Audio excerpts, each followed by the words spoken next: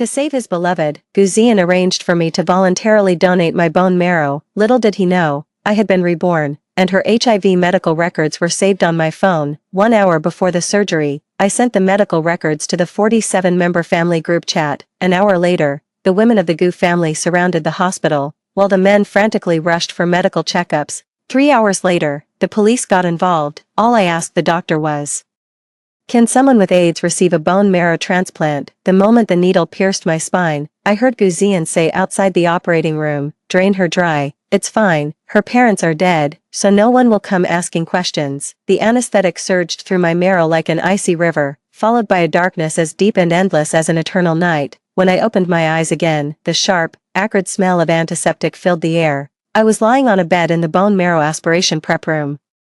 And 4 line buried in the back of my hand, the cold medication dripping steadily into my vein. The digital clock on the wall read, 14:03. 57 minutes remained until I would be drained of my marrow and die on the operating table. "Does it hurt?" 1-1. Guzian sat by the bed, holding my hand. His brow was slightly furrowed, his gaze so tender it could drown a person. Just like every time in my past life when he coaxed me into making a sacrifice. "Ruru can't wait any longer." His voice trembled, the performance masterful. "The doctor says she has 2 hours at most." 1-1. "You're her only hope." I looked at him, I looked at the face I had loved for 3 years, at that single, perfectly placed tear in the corner of his eye, at the faint, pinkish lipstick stain on his shirt collar, a shade that didn't belong to me. Sue Rowe's favorite, YSL No. 12, a bone marrow extraction. "It's very hard on the body, isn't it?" I asked softly. My tone as weak and yielding as it had been in my past life. Guzian immediately tightened his grip on my hand. "It won't. The doctor said it can regenerate. Just a few months of rest and she'll be fine." 1-1. "Once Roro is better, I'll take you to the Maldives. We'll have our honeymoon, just like we promised." The same old lie, the same old story. In my past life, I fell for that load of nonsense. I willingly lay down on the operating table, and never got back up. The nurse wheeled in the instrument cart. On the stainless steel tray lay a thick, long bone marrow aspiration needle, its tip gleaming coldly under the fluorescent light. "Ms. Lin, we're ready to begin," the nurse said in a mechanical tone. "Please lie on your side and expose your back." Guzian helped me turn over, his movements gentle. His phone rang at that moment. His gaze softened the instant he looked at the screen. "It's Ro. I need to take this, I'll be right back." He hurried out of the prep room. As the door closed, I heard him lower his voice and say, "Don't be scared, sweetheart. The bone marrow is on its way." Sweetheart. He had never called me that before. I slowly sat up and pulled the 4 needle from the back of my hand. A bead of blood welled up, and I pressed a cotton swab against it. The motion was practiced, too smooth to be my first time. In the final 3 minutes of my previous life, in a last surge of lucidity before death, I overheard the doctor's conversation. "What a shame, so young, Mr. Gu is truly ruthless." He knew Sue Ro had AIDS, yet he still had his wife's bone marrow extracted. "Shoo, keep your voice down. The medical records are in the storage cabinet in Sue Ro's room. The password is her birthday. Take this secret to your grave." "I've got it." With my last shred of consciousness, I committed the cabinet password to memory, along with the cloud storage account details, everything I could possibly remember. "Miss Lin, you must not get out of bed," the nurse cried out in alarm. My bare feet met the cold tile floor. "The bathroom," I said. "I'm nervous. I need to use the toilet." The nurse frowned but helped me to the adjacent restroom. The door closed and locked behind me. In the cramped space, I leaned back against the door, breathing rapidly. It wasn't fear, it was excitement. I fished the phone out of my pocket. The one I was clutching when I died in my past life. It had somehow been reborn with me.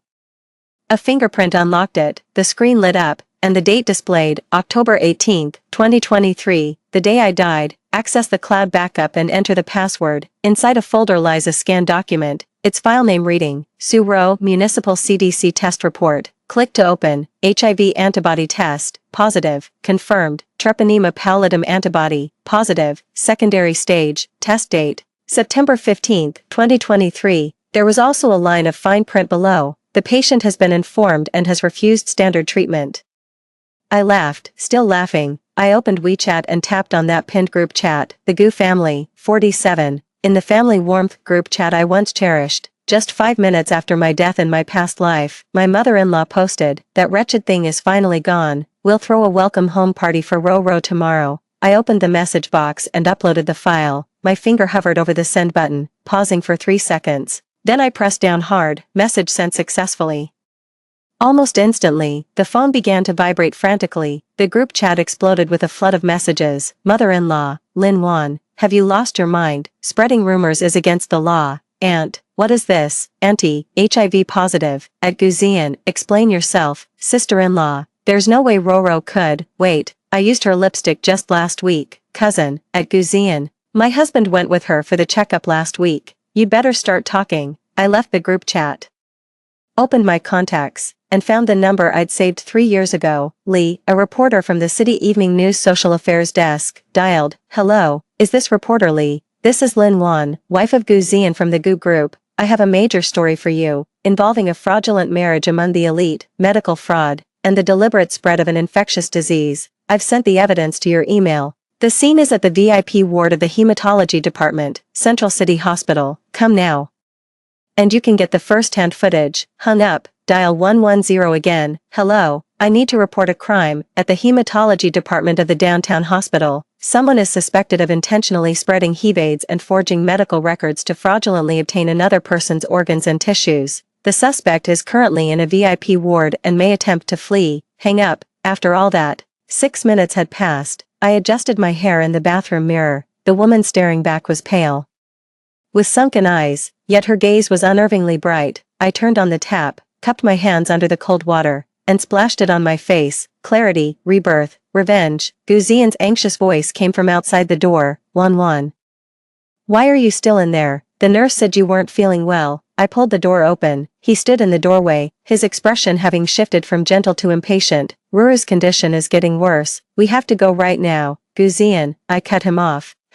Did you know Su-Ro has AIDS? Time stood still, his expression shattered like glass, first cracking, then completely falling apart. His pupils contracted sharply, his lips parted and closed soundlessly, and the color visibly drained from his face. What are you talking about? His voice was unsteady, almost floating. I raised my phone, turning the screen toward him. It displayed the flooded chat interface of the family group. The latest message was an audio-to-text conversion from third aunt. Guzian, you get out here and explain yourself right now. If old Gu catches it, I'll fight you to the death. His phone began to vibrate frantically. 1, 2, 3. The caller IDs flashed. Mom.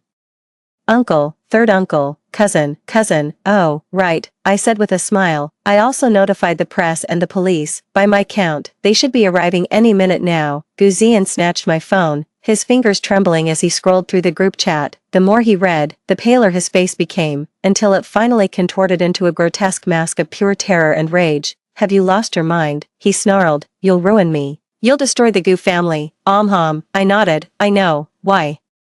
Haven't I been good to you? I've fed you. I've clothed you. Drop dead, I said softly. He froze. In our last life, you gave me death. I took a step closer to him. In this one, I'm returning the favor. From the end of the corridor came the sound of hurried footsteps and a woman's scream. It sounded familiar, like my aunt's. Guzian let go of my phone as if it had burned him and turned to run. I grabbed his wrist. Don't go, I said. My voice as gentle as when he used to coax me in a past life. The real show is just beginning. The elevator doors chimed open. A group of women poured out, led by my eldest aunt whose eyes were red-rimmed, clutching some unidentified object in her hand. They saw Guzian, and they saw me. Time froze for a second. Then, my aunt came shrieking towards us. Guzian, if my son gets AIDS, I'll kill you. My phone vibrated in Guzian's hand like a grenade about to explode. The screen was flooded with the family group chat.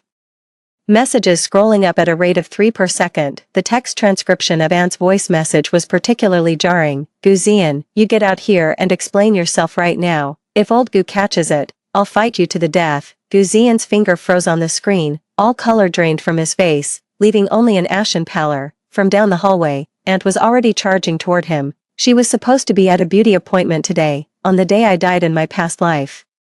She had posted a spa photo on her social media with the caption, "That jinx is finally gone." In a good mood, treating myself to some care. Her hair was disheveled. She was still wrapped in a spa robe, shuffling in disposable slippers, clearly having rushed out the moment she saw the message. The unidentified object clutched in her hand was now clear, a diamond-studded phone, held aloft like a weapon. Gu, Zay, Yen. The aunt's shriek could pierce eardrums. My son accompanied Su-Ro to get in 4 last week. He even fed her water, using the same straw. Behind her, the third aunt had arrived. This woman, usually the picture of dignified elegance, had no makeup on, her hair hastily pinned up with a claw clip, her eyes blazing red with fury. My husband, the third aunt's voice trembled. Last month he said he was going to take care of Sue Rowe. He was gone for 3 days. He came back smelling of perfume, but he claimed it was disinfectant.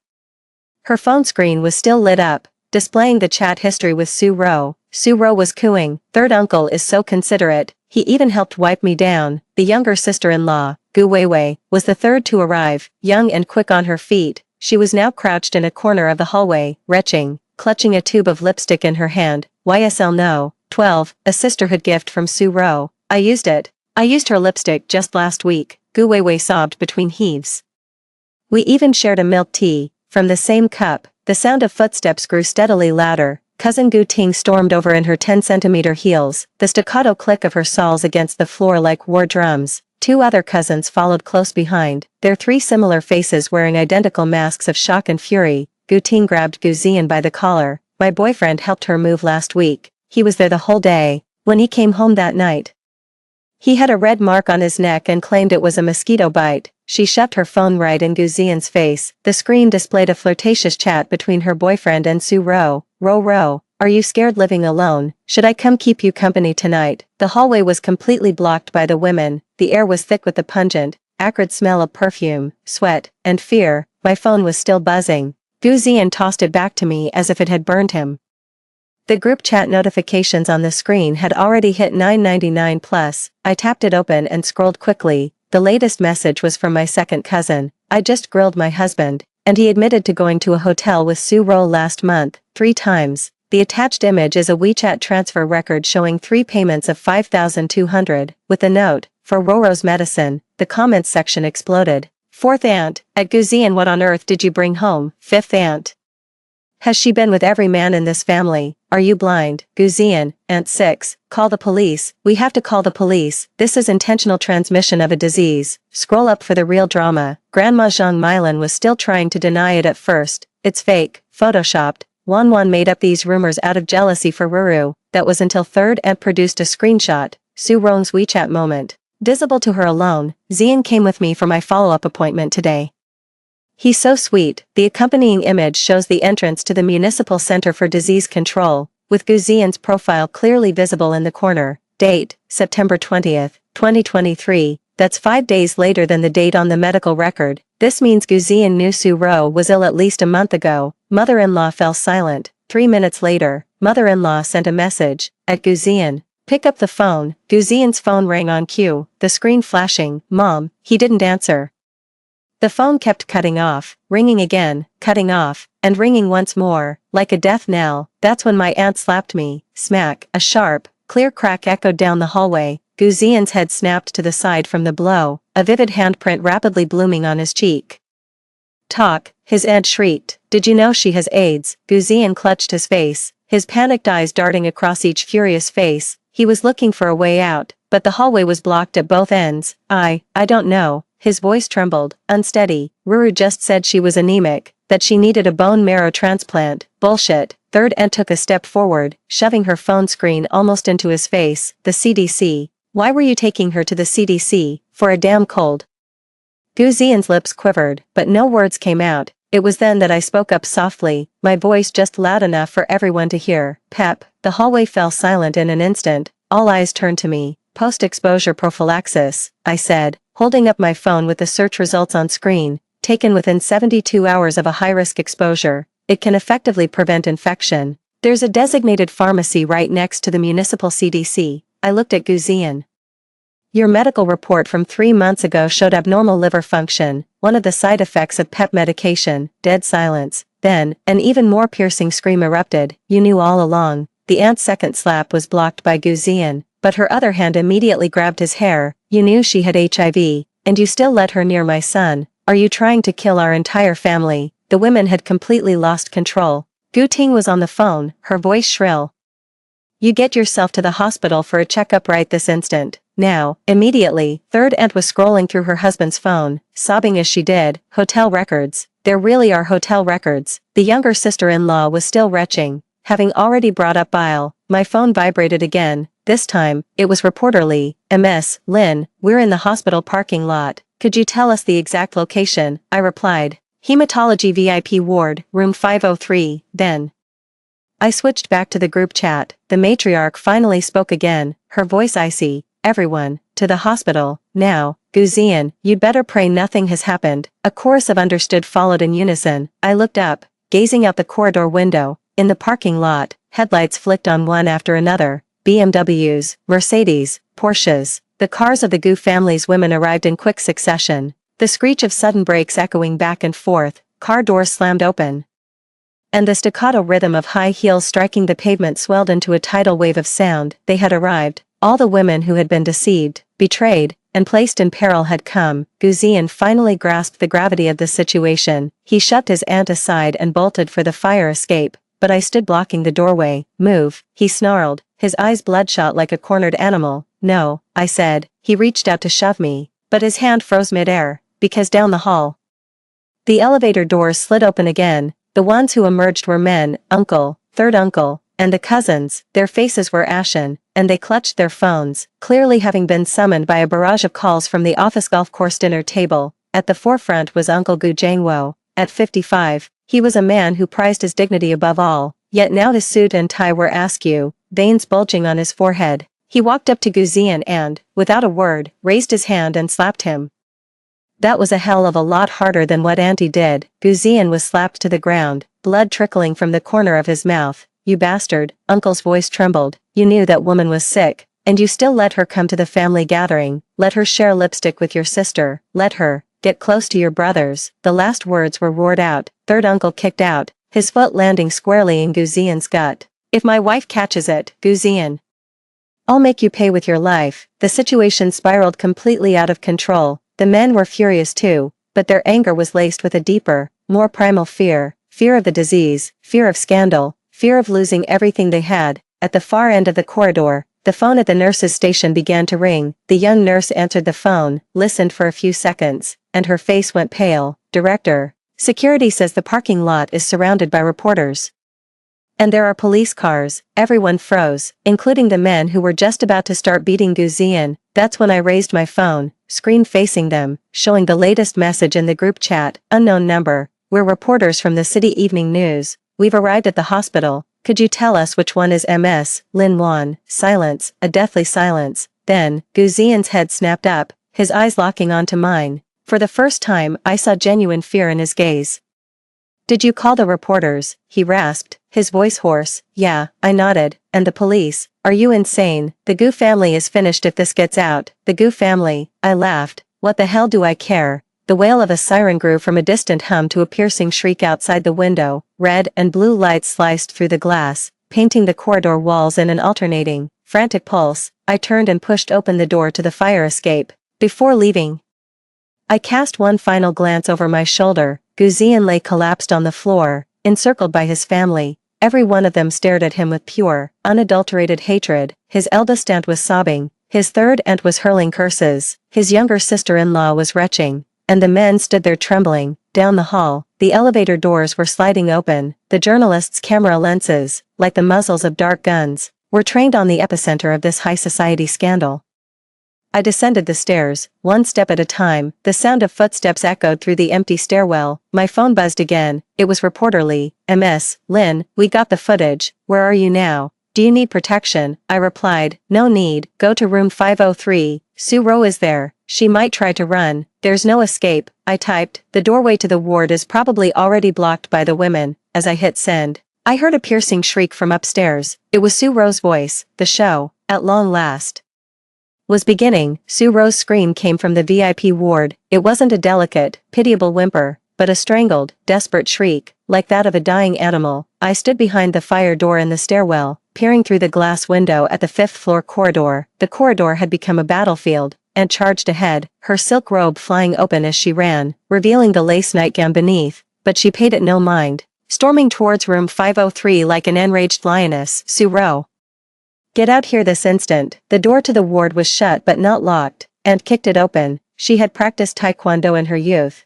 and this kick carried 30 years of pent-up fury. The door slammed against the wall with a thunderous crash. Then I saw Su Ro. She was wearing a hospital gown, Her face deathly pale, curled up in the corner of the bed, clutching the blanket in a white-knuckled grip. Her face, which always wore a delicate, gentle smile, was now twisted into a mask of pure terror. Auntie, please let me explain. Her voice trembled, tears welling up instantly. Brother Zian forced me. He said if I just went along with it, my ass.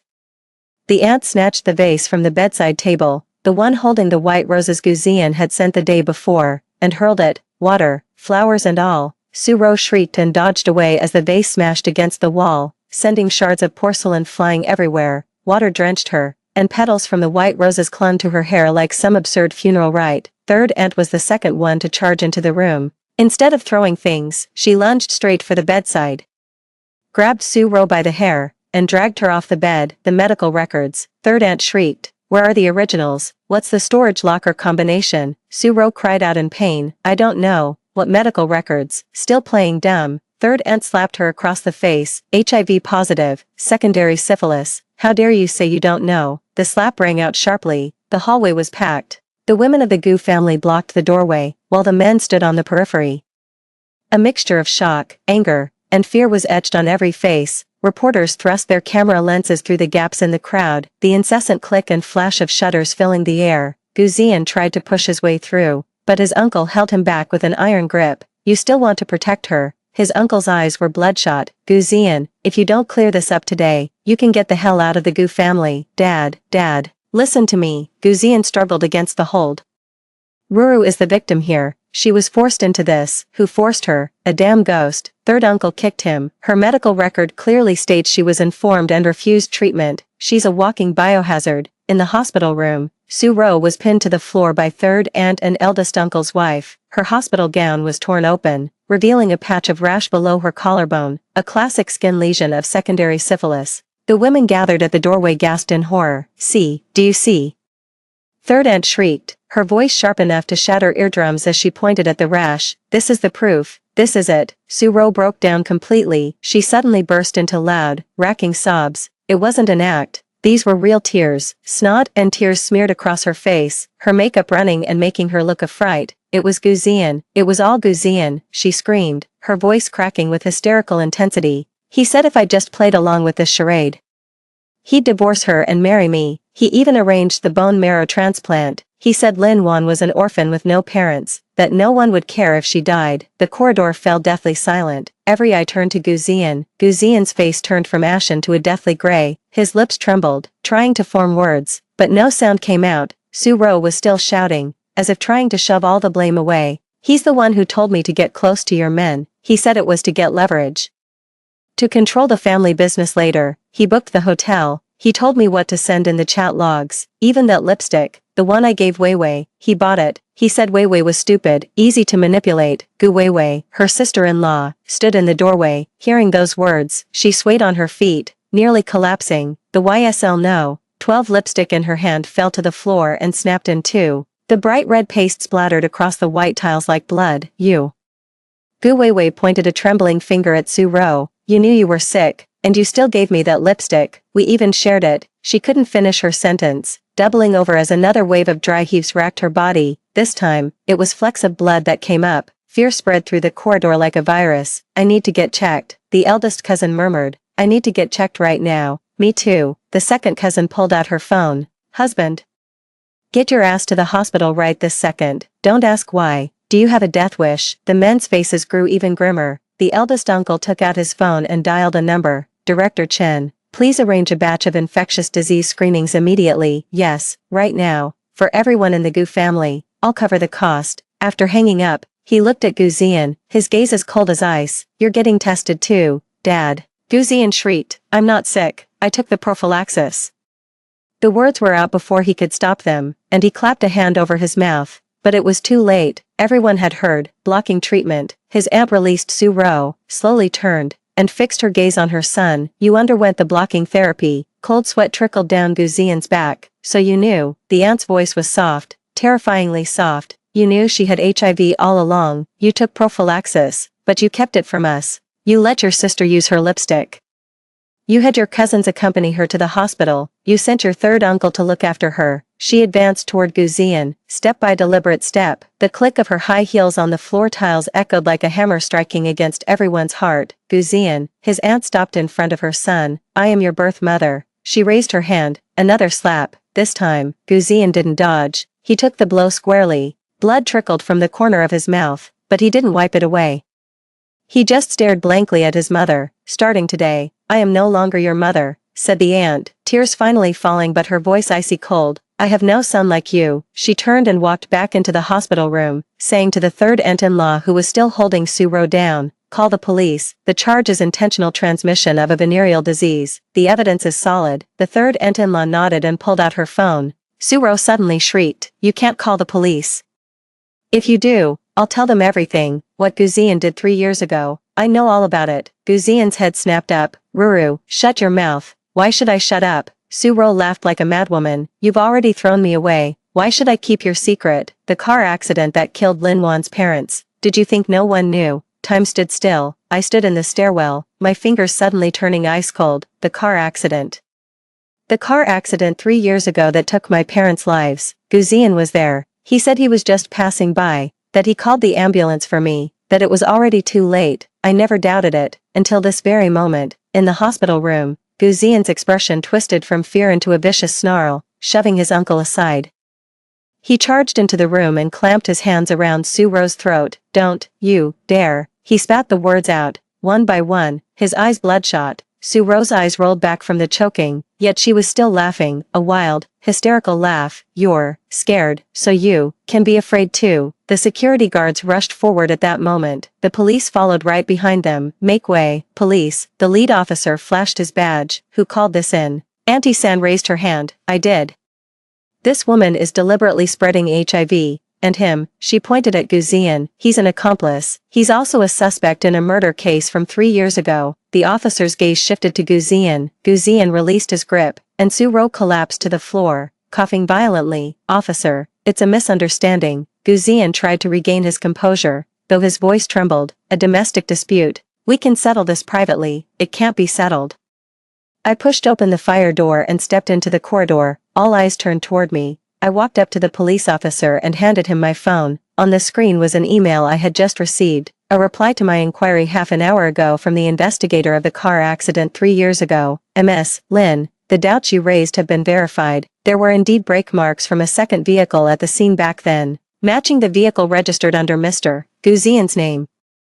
The case has been reopened for investigation. I turned the screen to face Guzian. He saw it. He saw the email's contents, the investigator's signature, and the case number. His legs began to tremble. Then, he sank to his knees, not at me, at the police. I turned myself in, he said, his voice hoarse. I turned myself in, but I truly had no idea about Suro's illness. You're lying, Suro shrieked, scrambling up from the bed. She pulled a crumpled piece of paper from under her pillow and flung it at him. This is your prescription for prophylactic medication, dated 3 months ago. You knew all along. You said once Lin Wan died, her inheritance could be used to treat my illness. The paper fluttered to the floor. Prescription, patient, Guzian, diagnosis, post-exposure prophylaxis for HIV, date, July 15, 2023, 3 months ago, 2 months before Suro's diagnosis. This means, Guzian had already taken post-exposure prophylaxis due to high-risk behavior before Suro was diagnosed, and he clearly had more than one partner in those high-risk encounters. A collective, sharp intake of breath echoed in the corridor. Then, a deathly silence fell. Next, the eldest aunt let out a wail that sounded utterly inhuman. She collapsed to the floor, caught by her sister-in-law, but her eyes remained fixed on her son with a hollow, distant stare, as if looking at a stranger. The police handcuffed Guzian. They put a pair on Suro as well. As the two were escorted from the hospital room, Guzian glanced back at me. It was a complex look. There was hatred, regret, fear, and a hint of relief. I ignored him. I bent down, picked up the prescription, folded it, and put it in my pocket. Then I turned to the officer and said, Officer, regarding the car accident 3 years ago, I have new evidence to provide. The sound of the police car faded into the distance.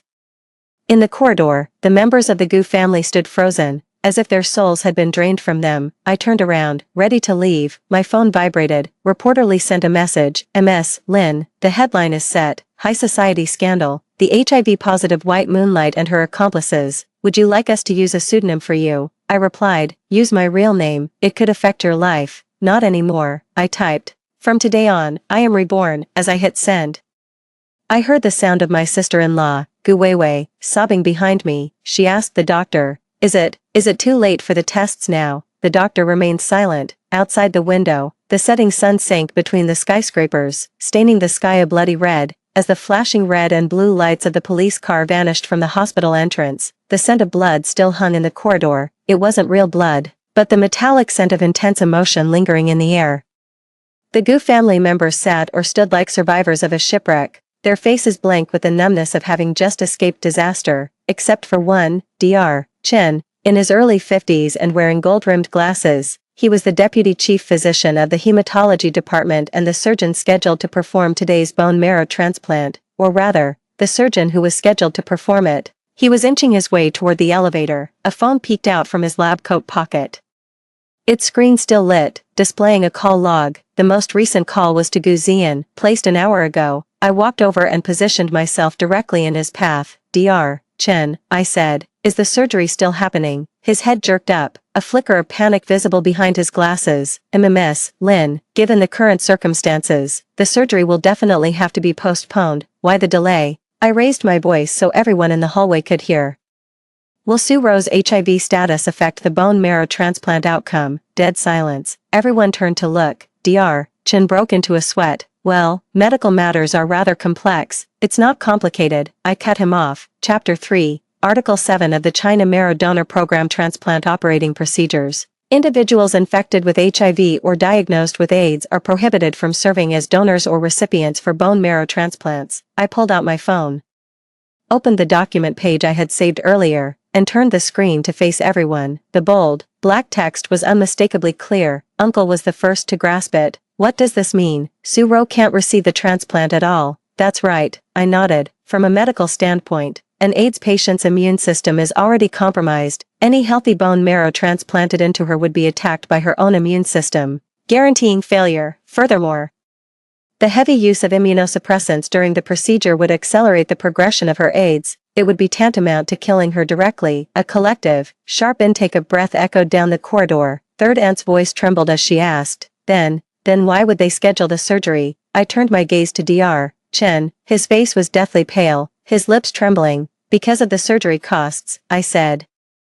An allogeneic bone marrow transplant starts at $800,000 for the full package. Add an expedited service, special requests, and imported medication, and it easily tops $1 million. And to show his devotion, Gu Ziyan signed a fully self-pay agreement. I pulled up another document, the surgical consent form signed by Gu Ziyan. Its appendix dense with line items of charges. This money, I said, enunciating each word, will go into the hospital's account, only to be legitimately transferred out by certain individuals. Dr. Chen's legs gave way, and he braced himself against the wall. My uncle rushed over, snatched my phone, and stared fixedly at the numbers. Having been in business his whole life, he knew this kind of maneuver all too well. Gu Ziyan, his voice trembled, he lied to us, saying Su Ro was in the late stages of leukemia and needed a transplant. We even scraped together $500,000. He wasn't just lying to you, I corrected. He was lying to everyone, including himself. I walked up to Dr. Chen. Dr. Chen, 3 months ago, your son racked up over $3 million in gambling debts in Macau, didn't he? His head jerked up, his pupils contracting sharply. The loan sharks said they'd break both his legs if he didn't pay up. Then Gu Ziyan found you. He said he could make the problem disappear, as long as you played a part in a little show. I paused, a show that required draining my bone marrow dry. Dr. Chen's mouth opened, but no sound came out. But what you don't know, I continued, is that Gu Ziyan never intended to actually pay. That $3 million check he showed you is a dud. Once the surgery is done and I'm dead, he'll immediately report you for medical fraud and practicing without a license. Because you knew full well that Su Ro didn't meet the transplant criteria, yet you forced the operation anyway. When that happens, you won't get a single cent, and you'll end up in prison. All the color drained from Dr. Chen's face, as if his bones had been removed. He slid down the wall and slumped onto the floor. The hallway was terrifyingly quiet. only the sound of breathing remained, heavy, frantic, desperate gasps. Uncle was the first to erupt. Call the police. Have him arrested too. Already done, I said, before I sent the medical records to the family group. I had already forwarded the evidence of Dr. Chen taking bribes to the Health Commission and the Public Security Bureau. No sooner had the words left my mouth than the elevator doors slid open again. This time, the people who emerged were wearing dark blue uniforms, officers from the Health Commission's Inspection Division and the Economic Crime Investigation Unit of the Public Security Bureau. Dr. Chen went completely limp at the sight of them. As they hauled him to his feet, he suddenly screamed at me, "You knew all along, you set me up." "Yes," I admitted calmly, "but only because you walked right into it." As they led him away, he kept muttering, "A rubber check." He actually gave me a rubber check. The corridor fell silent once more, but this time was different. The earlier anger and fear had now given way to a sense of relief and lingering dread. Aunt murmured, "So, if we hadn't found out, Wanwan's marrow would have been drained for nothing. Su-ro would have died even faster. And Guzian could have not only gotten rid of his wife, but also pocketed the surgery money we scraped together, and even used a medical accident to frame Dr. Chen and send him to prison." She couldn't go on. It was too cruel. So cruel it was beyond the comprehension of any decent person. Auntie suddenly asked, "Then why would he go to all that trouble? Couldn't he just get a divorce?" "No," I said. "Guzian and I signed a prenuptial agreement. If we divorce, I get half his assets. But if I voluntarily donate marrow to save his sister and accidentally die during the surgery, then he becomes the widower and inherits my entire estate, including that old downtown apartment my parents left me." I paused. "That apartment was included in an urban renewal project 3 months ago. It's now valued at 80 million. Dead silence. Then, the eldest uncle slammed his fist hard against the wall. "You bastard," he roared, 80 million, taking a life for 80 million. Sister-in-law Gu Weiwei suddenly burst into tears. So he had me get close to Su-ro, had me use her lipstick, had me risk getting AIDS. It was all just an act, to make Su-ro look genuinely gravely ill. No one answered, but the answer was already laid bare for all to see. Guzian had been setting this scheme in motion for 3 months. He found Su-ro, who had AIDS, and promised her marriage and medical expenses in exchange for her playing the part of a leukemia patient. He bribed Dr. Chen to orchestrate a surgical scam. He urged the family to pool their money, both to make a profit and to drag more people into the mire, so that when the truth came out, the family would cover for him to protect themselves. And I was the only casualty in this whole scheme, or so he thought. "I'm going to the police station," Uncle declared, turning to leave. "I'm going to testify. I'll make sure he rots in jail. I'm coming too." Third aunt chimed in, following him, "Count me in." The cousins echoed in agreement. One by one, people filed out of the hallway, heading to the police station, the CDC, or to deal with the whole messy situation. In the end, it was just me and my aunt left. She hadn't left. She remained standing there, staring at me with empty eyes. "Wanwan," she said softly, "when did you find out?" "Today," I replied, "after I came back." She didn't understand the term rebirth, but she didn't press for an explanation either. She just gave a bitter smile. "So you had your counterattack planned all along, the medical records, the evidence, the reporters, the police, you calculated every single step." I didn't deny it. "Do you hate us?" she asked. "Do you hate everyone in the Gu family?" We also helped him bully you back then." I thought for a moment. "I did, but not anymore." "Why?" "Because you're victims too," I said. "Victims he used, deceived, and put in danger. Hating you would be a waste of my energy." She froze.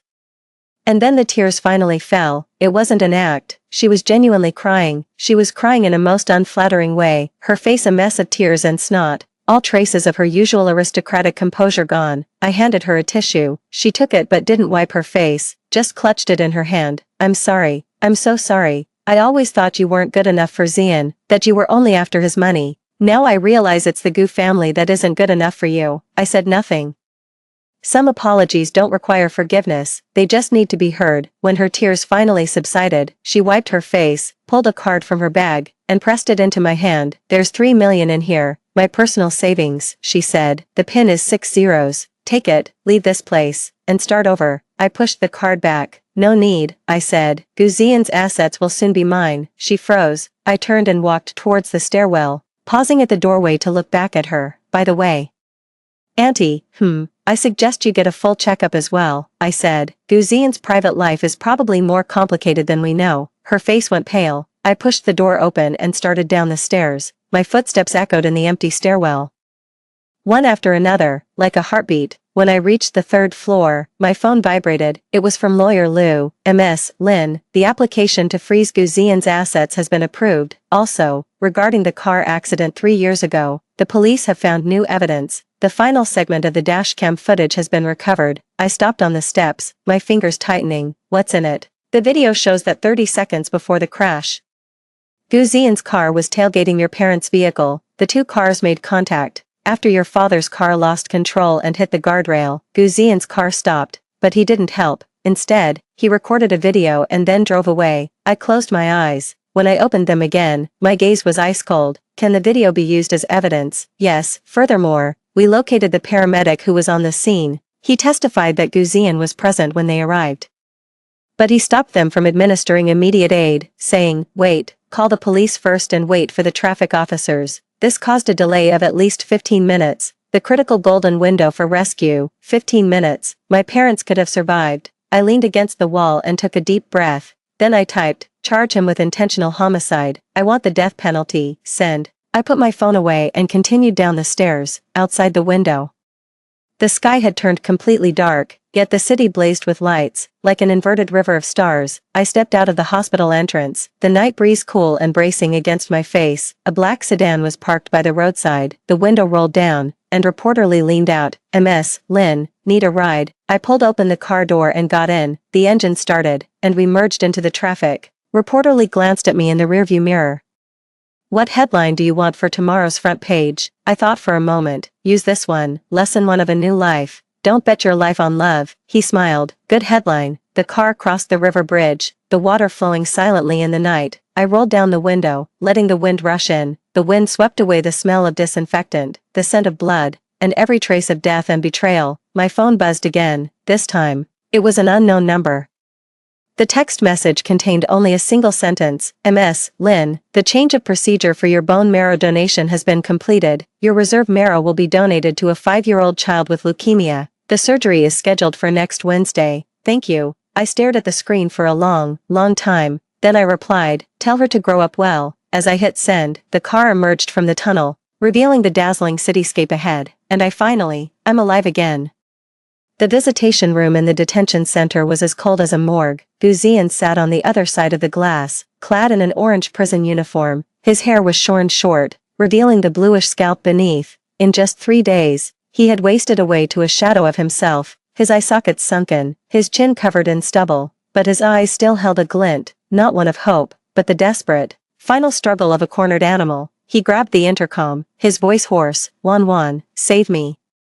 I didn't touch the phone in front of me, I just watched him in silence. The prison guard reminded her, "MS, Lynn, you only have 20 minutes. Only then did I pick up the receiver. "Guzian, you are suspected of intentional homicide, fraud, intentional transmission of a venereal disease, and medical fraud, with multiple offenses combined. The sentencing recommendation is life imprisonment or the death penalty." His face turned even paler. "I didn't kill anyone. The crash was an accident."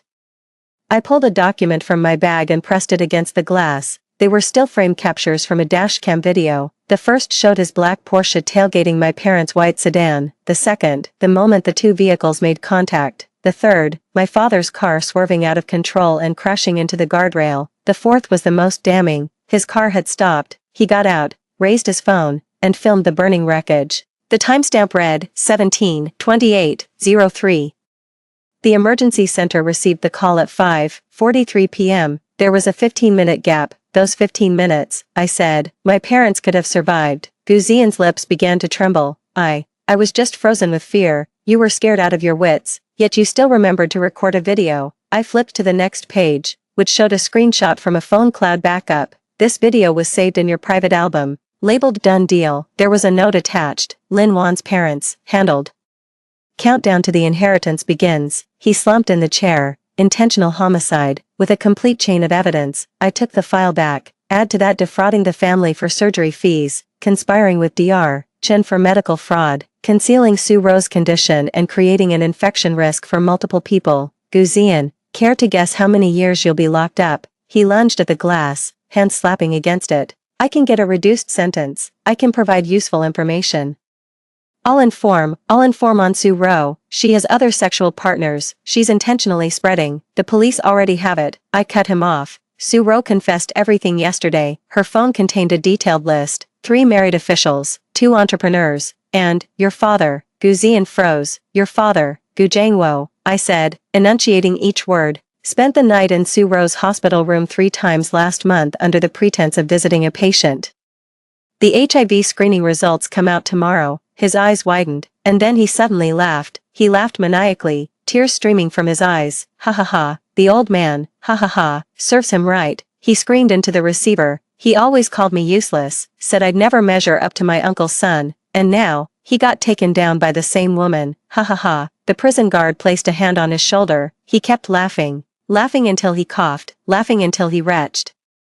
I waited for him to finish laughing. Gu Ziyan, I said, let's make a deal. He stopped laughing and stared at me, dead in the eye. All assets in your name, 2 properties, 1 car, company shares, bank deposits, are to be transferred to me, free of charge. I said, in exchange, I'll provide a letter of understanding to help you get a suspended death sentence. His eyes lit up. You're willing to forgive me? No, I said, but legally.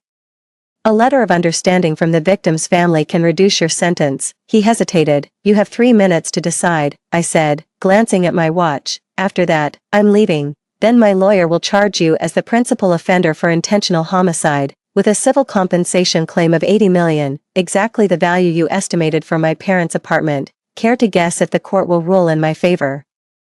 Beads of sweat formed on his forehead, and, I added, do you think your father, knowing he might be infected with HIV, would still spend a fortune to bail out his disgraceful son? Do you think your uncle would pass up this golden opportunity to wipe out your branch of the family for good? And tell me, in the entire Gu family, who is left on your side? Each question landed like a hammer, shattering his last shred of hope. He lowered his head, and his shoulders began to tremble.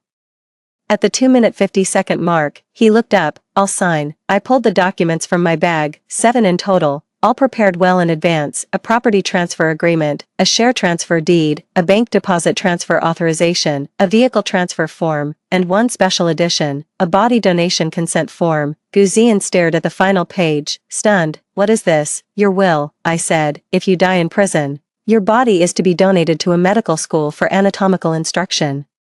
Any usable organs are to be donated as well. His face went deathly pale. Are you cursing me to die? No, I said calmly. I'm helping you build up some karma in the afterlife. After all, you never did a single decent thing while you were alive. The prison guard took the documents inside. Gu Ziyan stared at the papers, his hand trembling. The pen tip hovered over the signature line, unable to come down. Hurry up, the guard urged. He closed his eyes and signed. He signed every one, quickly, as if afraid he might change his mind. When he got to the last document, the body donation form, his pen paused. He suddenly said, 1-1. If my dad really is infected, I'll tell him, I said, that you were the one who brought Sue Rowe home. His hand trembled, and the pen clattered to the floor. Once the documents were signed, the guard took them away. I stood up, ready to leave. 1-1. He called out to me, his voice suddenly softening. One last question. Did you really never love me at all? I turned back and looked at him. I looked at that pitiful, desperate hope in his eyes. I did, I said. I loved you 3 years ago at the crash site, when you were covered in blood helping me lift the stretcher. I loved you when you knelt before my parents' memorial and swore you'd take care of me for the rest of my life. A pause. But that Gu Ziyan, I said, died a long time ago.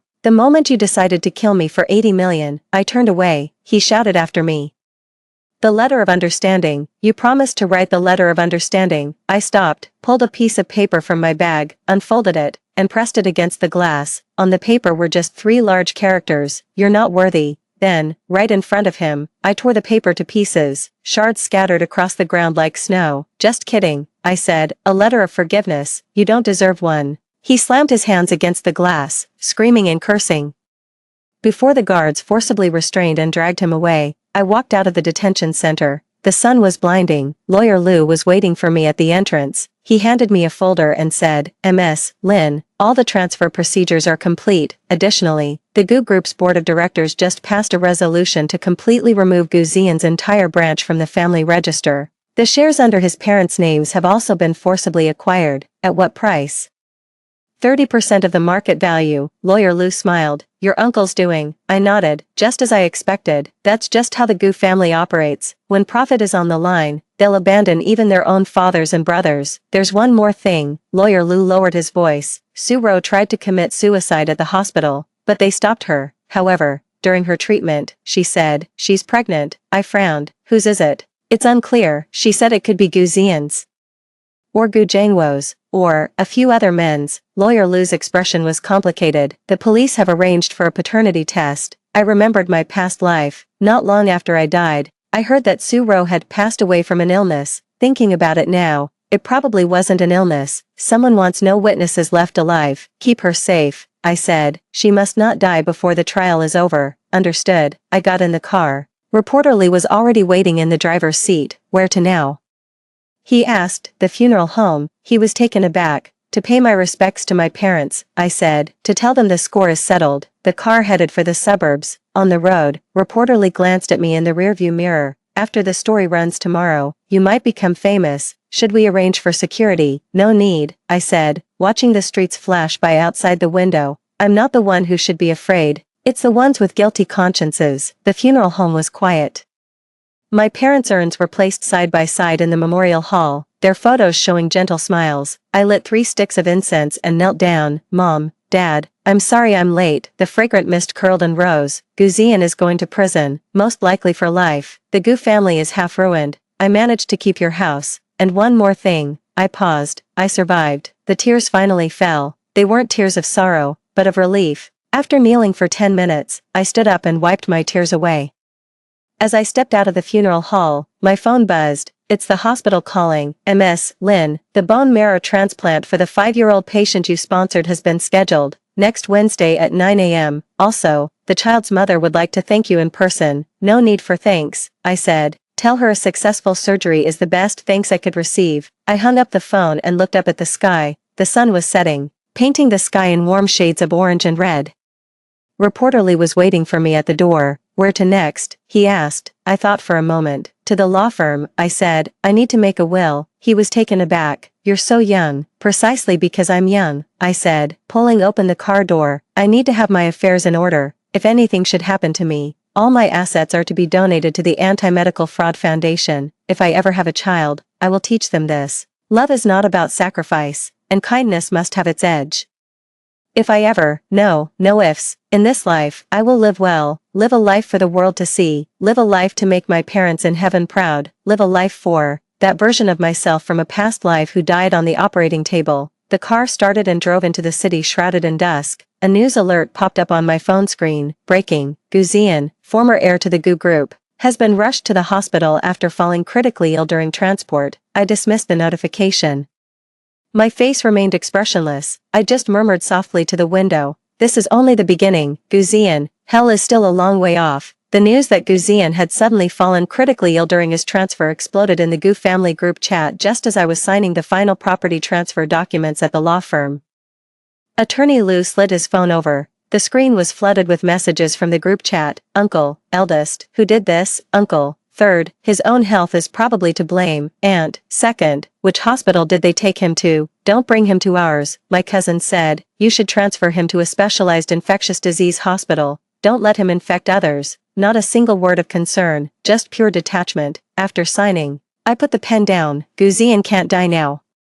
Lawyer Lu looked up. You still want to keep him alive, save it for after the trial, I said. If he dies, the hit-and-run case will go cold. My parents need legal closure. My phone buzzed again. This time, it was a private message from my mother-in-law, Zhang Milan, Wan. There's an urgent family meeting. Can you come? I replied. Address. Half an hour later, I was standing at the entrance to the living room of the Gu family's ancestral home. In the 3 years since my marriage, I'd been to this 3-story villa over a dozen times. Every single visit, I'd be relegated to the farthest corner, forced to listen to their grand pronouncements before being ordered around to serve tea and water. Today was different. The moment I stepped through the door, every eye in the room turned toward me. The living room was packed with more than 20 people, all core members of the Gu family. Uncle Gu Zhangwo occupied the seat of honor, his face ashen. Third uncle sat to his left, mopping sweat from his brow incessantly. The womenfolk were clustered on the sofa opposite, each face etched with anxiety. My mother-in-law was hunched in a solitary armchair at the very edge of the room, her shoulders drawn in as if she'd aged a decade. "Lin Wan is here," Uncle began, his tone laden with unspoken complexity. "Have a seat." I sat in the empty chair opposite him, the one that used to be Guzian's spot. No one spoke, the air hung thick and heavy, almost tangible with tension. Finally, it was the eldest uncle who broke the silence. "We all know about Xian's situation," he said. "Intentional homicide, fraud, medical malpractice, with multiple charges combined. He's looking at a minimum of life imprisonment." He paused, scanning the faces in the room. "The real question now is whether this scandal will drag down the entire Gu family." The third uncle chimed in immediately. "Of course it will. The news is already out. Gu Corporation stock dropped 7 points today. We've had 3 calls from partners asking what the hell is going on." "That's not all," added the eldest cousin, Gu Ting, her face cold. "My fiancé's family just hinted that the wedding might need to be postponed. They said we should wait until the scandal blows over." My son was asked at school, "Is your uncle a murderer?" Third aunt said, her eyes reddening. "He's only 10 years old." Complaints poured out like a flood from a broken dam. Everyone was talking about their own losses, their own hardships, their own fears. Not a single person mentioned whether Guzian was alive or dead. The silence was shattered when Aunt slammed her hand on the table. "Enough." The living room fell quiet. She stood up, her eyes swollen yet sharp. "What's the point of all this now? Our priority is damage control." She looked at me. Wan, you're the victim, and you're the only one who can talk to the police right now. If we make Xian face the consequences he deserves, could you spare the Gu family? All eyes were on me. I took a slow sip of my tea. "What do you mean by spare the Gu family?" "It's just," my aunt-in-law said with difficulty, "it's about the car accident case. Could we just hold Xian personally responsible, without dragging out the family company's tax issues from back then, and that matter with Su Ro? Could we say Xian acted alone and the rest of us knew nothing about it?" I smiled. The laughter cut through the silence of the living room like a shard of glass. "So," I said, "you want me to help you lie?" "It's not a lie," third uncle said hastily. It's stating the facts. We genuinely didn't know, really." I set down my teacup. "After the accident 3 years ago, who pulled the strings for Gu Corporation to secure that West District land? Who helped delete Su Ro's HIV-positive diagnosis from the hospital system? And who mediated the gambling debts of Dr.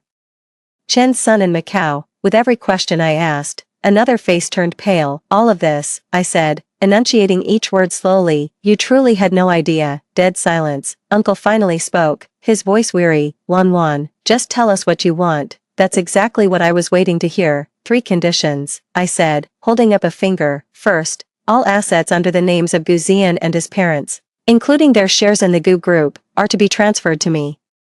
This is compensation for my parents' deaths." My uncle frowned. "But, second," I cut him off before he could object, "the Gu Group will contribute 50 million to establish an anti-medical fraud foundation, with me as its chairperson. This money is the price you pay for enabling Guzian's exploitation of medical resources." Third, I said, looking straight at my mother-in-law, "I want the whole truth about the car accident 3 years ago. Every participant, every person who knew, every accomplice, not a single one left out." The living room erupted. 50 million? Are you out of your mind? Transfer all the shares. That would mean their branch of the family is completely out of the game. The truth? What truth? The car accident was just that, an accident. I listened quietly, waiting for them to finish arguing. Then I said, "You can refuse. In that case, tomorrow I'll go to the Public Security Bureau and submit a list of 37 people, every Gu family member who participated in Guzian's illegal activities. And while I'm at it, I'll hand over the evidence of the Gu Group's tax evasion over the past decade to the Tax Bureau."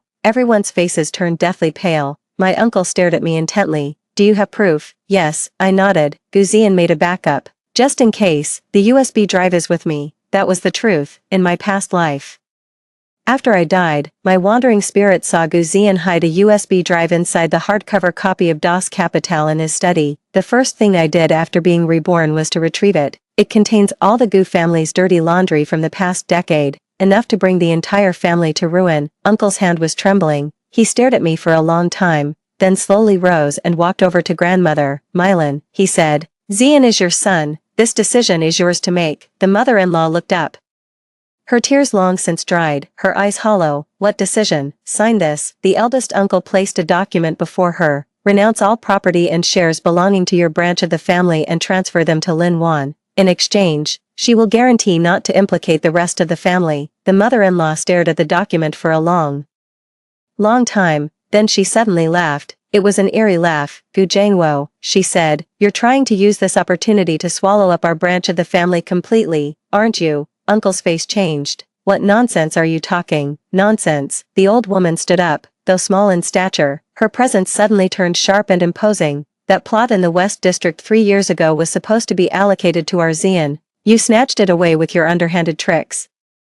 Now that Xian is in trouble, your first instinct isn't to find a way to save him, but to figure out how to carve up his corpse. She grabbed the document and tore it in two. I won't sign, she shrieked. If we go down together. I'll spill everything. Let's see who crashes and burns first. The situation spiraled completely out of control, but Uncle, on the contrary, grew calm. He sat down, lit a cigarette, took a drag, and said slowly, Mylan, your son suddenly fell seriously ill in the detention center. Do you know what happened? The old woman froze. The hospital says it's food poisoning. Uncle exhaled a puff of smoke. But the meals at the detention center are delivered uniformly. How is it that only he got poisoned? The mother-in-law's face turned deathly pale. You tampered with it. I never said that, the uncle said, flicking the ash from his cigarette. But if you don't cooperate, next time. It might not be something as simple as food poisoning, a blatant threat. Her legs gave way, and the mother-in-law slumped back into the chair. Her gaze swept over her eldest uncle, her third uncle, over every so-called family member in the living room, and then she wept, not the hollow, empty crying from before, but a desperate, heart-wrenching sob. She cried for a full 5 minutes, then she looked up at me and said, Wan, I'll give it to you. She stood up, staggered over to the safe in the corner of the living room, the place where she kept her jewelry and important documents. Only she and Gu Ziyan knew the combination. She entered the code, and the safe door clicked open. Inside, there was no jewelry, just a thick stack of files. She took everything out, carried it to the coffee table, and pushed it toward me. It's all here, she said, her voice hoarse, the property deeds, the stock certificates, the bank deposit slips, and, she paused. Then pulled out a manila envelope from the very bottom, the original dashcam footage from the car accident 3 years ago. She said, Xian made a copy at the time. I hid the original. It contains a recording of a phone call between Gu Jiangwo and the traffic police captain. Uncle shot to his feet. Zhang Mylan, what have I done? Mother-in-law gave a bitter laugh. Gu Jiangwo, if you show no mercy, don't blame me for showing none in return. She handed me the paper bag, her hand trembling but her gaze resolute. Wan, these things, in exchange for my son's life. I don't need him to be free. I just need him alive. Alive in prison is enough. I took the paper bag and opened it, a memory card from a dash cam, and an old-fashioned voice recorder. This, the old woman said, is what can put Gu Jiangwo away to keep your uncle company. A dead silence fell over the living room. Everyone's eyes turned toward the uncle. His face was ashen. The cigarette in his hand had burned down to his fingers, but he didn't seem to notice. After a long silence, he slowly sat down and said to Lawyer Liu, draft the agreement, transfer all of Gu Ziyan's branch's assets to Lin Wan. The group will fund a foundation with 50 million. He looked at me, his expression inscrutable. Are we even now? Even. I secured the paper bag and stood up. Gu Jiangwo, your son killed my parents, and you helped cover it up. Your brother tormented me for 3 years, and you turned a blind eye. Your entire family has been feeding off me like parasites, and you still found me lacking. I walked to the door, then turned back. You haven't seen anything yet. This is the first of 18 layers of hell. You've only just reached the first. Get comfortable. You'll be here a while. I pushed the door open and left. Behind me came the sound of a teacup shattering, followed by my uncle's furious roar. But I didn't look back. The sunlight was just right. I got into the car and said to reporter Lee, to the Public Security Bureau, to submit the evidence. Yes, I looked at the paper bag in my hand. For my parents, to get the justice they deserve. One last time. The car started moving. My phone vibrated. It was a text message from the hospital. MS, Lin. The bone marrow transplant for the 5-year-old patient is ready. The child would like to ask, can I call you mom?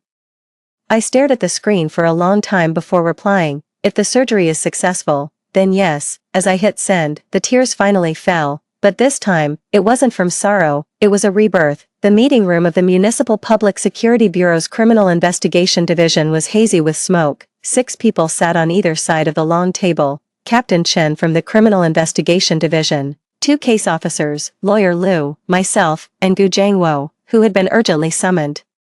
Gu Jiangwo was dressed in an expensive suit, but his tie was askew, and a sheen of fine sweat beaded his forehead. 3 cigarette butts had already been stubbed out in the ashtray in front of him, and his fingers trembled slightly. Mr. Gu. Captain Chen pushed a document across the table towards him. The hit-and-run case on Binjiang Road from 3 years ago has been reopened for investigation. This is the official case filing notice. Gu Jiangwo didn't look at the document. Instead, his gaze was fixed intently on the manila envelope in front of me, the paper bag that was taken from the mother-in-law's safe. Lin Wan, he said, his voice strained. We just reached an agreement this morning. The agreement was for the transfer of assets. I cut him off. It doesn't cover criminal acts. Old Chen rapped his knuckles on the table. Gu Jiangwo, on October 15, 2020, at 5:28 p.m., a traffic accident occurred on Binjiang Road. Lin Jianhua and his wife died at the scene. The investigation report at the time concluded it was a single-vehicle accident caused by driver fatigue. He pulled several photographs from the file and spread them out on the table, a burnt-out white sedan, a mangled guardrail, and tire marks on the ground. But the scene investigation photos show, Old Chen pointed at one of them, that 15 meters behind the wrecked vehicle, there are skid marks from another car, based on the width and tread pattern. It's from a Porsche Cayenne, the same model your son, Gu Ziyan, was driving at the time. Gu Jiangwo swallowed hard. What does that prove? Could have just been a car passing by. I wasn't just passing by. I opened the paper bag, took out the dashcam's memory card, and slid it across the table to Old Chen. This is the original from the accident vehicle. It was in my parents' car. Old Chen took it and handed it to the technical officer. The officer inserted the card into a reader, connecting it to the projector. The screen lit up. The timestamp read, October 15, 2020, 17:25:03. The scene is from my father's perspective as he drives. My mother is in the passenger seat, saying something and laughing. They're discussing their plans to visit me this weekend. The day marks the 1-year anniversary of my engagement to Gu Ziyan, at 17:26:41. A black Porsche Cayenne enters the frame, following closely behind. The license plate is clearly visible. Jiang 88888, Gu Ziyan's car, 17:27:15. The Porsche began flashing its high beams repeatedly. 17:27:33. The Porsche accelerated, its front end nearly touching the rear of my father's car. 17:28:01. The two vehicles made contact. The front right side of the Porsche scraped against the left rear side of my father's car. The car body shook. Mother screamed. Father yanked the steering wheel. Then the world spun, followed by the sound of impact, shattering glass, and Mother's scream was cut short. The screen went black for 3 seconds, then the screen flickered back to life. The dash cam was still running, but the angle was off, pointing straight at the sky, but the audio recording function was still intact. First came my father's faint voice, Xiaoyun, are you okay? There was no response, the sound of a car door opening, followed by footsteps. Gu Ziyan's voice cut through the silence, chillingly calm. Are they dead? Another voice, younger this time, replied. The passenger is still breathing, I think. Take care of it, Gu Ziyan said. The West District land deal is signing tomorrow. Nothing can go wrong. But young Master Gu, these are 2 human lives. That's precisely why they must die. Gu Ziyan's voice grew closer, as if he were bending down to inspect something. Once Lin Wan's parents are gone, she'll be an orphan. Much easier to control. That old house will be ours very soon. The sound of footsteps faded into the distance, then, the sound of a car engine starting up, but it didn't drive away. You could hear on the recording that the car was parked nearby. Then came the sound of Gu Ziyan making a call. Uncle, there's been an incident on Binjiang Road. Lin Jianhua and his wife are in a car crash. Tell the traffic police to delay their response by 15 minutes. Yes, make sure they're dead. The call ended, then came 15 long, deathly silent minutes. The only sounds were my father's increasingly faint breathing and the distant, muffled roar of the river. 17:43:22. The wail of a siren grew from a distant point to a close presence. End of recording. A dead silence fell over the conference room. The technician's hands were trembling. Captain Chen's face was ashen. Gu Jiangwo slumped in the chair, limp as a rag doll. This isn't everything. I pulled the old-fashioned recorder from the paper bag and pressed play. After a crackle of static, Gu Jiangwo's own voice came through. Captain Wang, just handle the Binjiang Road case as a traffic accident. Yes, single-party liability, driver fatigue. What skid marks? You must be mistaken. There was only one vehicle. Surveillance. The cameras on that stretch of road were under maintenance that day. Right. A consultancy fee of 500,000. wire it to my wife's account. The recorder clicked and stopped. Gu Jiangwo suddenly sprang up and lunged for the recorder. Old Chen reacted swiftly, pinning him down with one hand. It's fake. All of it is fabricated. Gu Jiangwo roared. Lin Wan hates our Gu family. She forged the evidence. Whether it's forged or not, the technical analysis will tell. Old Chen said coldly. Gu Jiangwo, you are now suspected of harboring a criminal, obstructing justice, and bribery. Sit down. Two police officers stepped forward and forced Gu Jiangwo back into his chair. He was still struggling, his eyes bloodshot. Do you have any idea who I am? I'm the chairman of the Gu Group. I know your bureau chief. Old Chen laughed, a cold, mirthless laugh. What a coincidence. Our bureau chief was just taken away by the Commission for Discipline Inspection. He was the superior of that Captain Wang from your recording. Gu Jiangwo froze completely. I looked at his contorted face and spoke slowly. Uncle. His head jerked up. 3 years ago. My parents called you uncle, I said. They always thought you were the most reasonable and upright person in the Gu family. My father even mentioned that once the West District project got underway, he wanted to go into the building materials business with you. Gu Jiangwo's lips were trembling. So after the accident, I continued. You were the first person I called. You were crying on the phone, promising to make sure the person responsible was severely punished and that you would take care of me. Then you had me sign a document, waiving the right to pursue civil action against the perpetrator in exchange for a humanitarian compensation of 1 million. I pulled the document from my bag. It had already yellowed with age. I was too grief-stricken to read it carefully at the time, I said. Only now do I see that the addendum states, Party voluntarily waives all rights to pursue legal action regarding the incident, including, but not limited to, incidental civil action within a criminal proceeding. I slid the document across the table to Old Chen.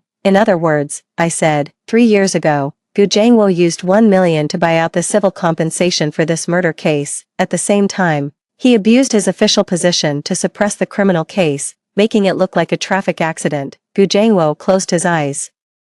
And this, I said, producing another document, a bank statement. This 1 million never reached my account. It was transferred to a shell company, then routed through 7 more transactions, and finally ended up back in Gu Jiangwo's overseas account. Old Chen took the statement and tapped his finger on the desk. Gu Jiangwo, do you have anything to say for yourself? Gu Jiangwo remained silent for a long time. Then he opened his eyes and looked at me, his gaze filled with a desperate, reckless ferocity. Lin Wan, do you think you've won? I said nothing. Gu Ziyan's food poisoning in the detention center. I arranged that. He grinned, a savage, twisted smile. I meant to kill him, to end it all. Pity I miscalculated the dose, only left him paralyzed on one side. The police officer immediately began taking notes, but my son didn't die. Want to guess who was the most disappointed? He stared at me. It was your mother-in-law, Zhang Meilan. She knew I was the one who did it.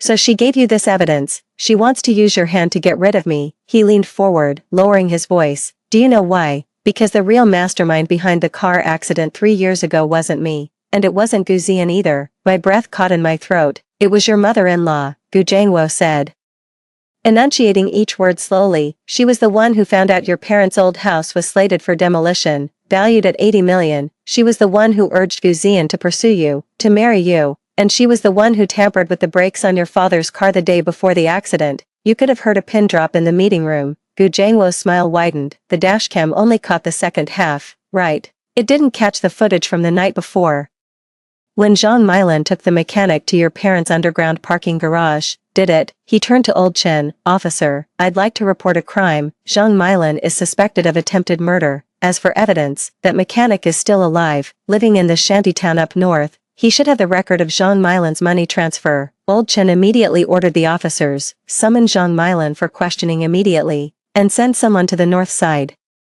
Gu Jiangwo leaned back in his chair, lit his 4th cigarette, took a deep drag, and blew out a perfect smoke ring. Then he looked at me, his expression inscrutable. Lin Wan, now you know, the ones who killed your parents. There was never just one person, it's the entire Gu family. When the police stormed into the old Gu residence, the mother-in-law, Zhang Meilan, was burning something. It wasn't paper, but cloth. A piece of blue workwear stained with engine oil.